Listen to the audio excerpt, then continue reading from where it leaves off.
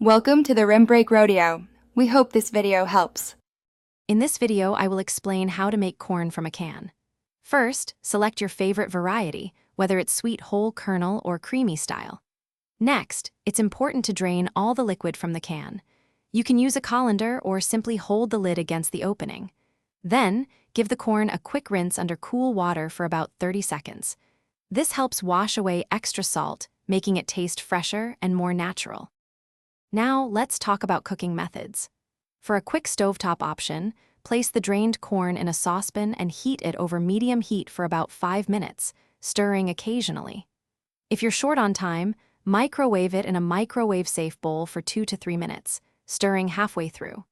For a slightly different texture, you can even roast it in an oven at 375 degrees Fahrenheit for 10 minutes. To truly elevate your canned corn, consider enhancing its flavor.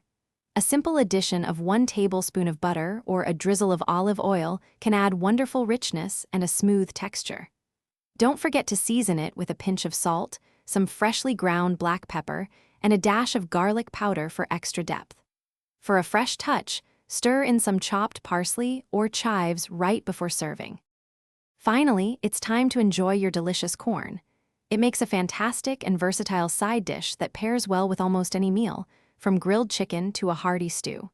You can also get creative by adding it to salads, making a vibrant salsa, or incorporating it into your favorite casserole recipes for a touch of sweetness. For a final flourish, garnish with a sprinkle of paprika or a squeeze of fresh lime juice. Thanks for watching. Consider subscribing if we helped you.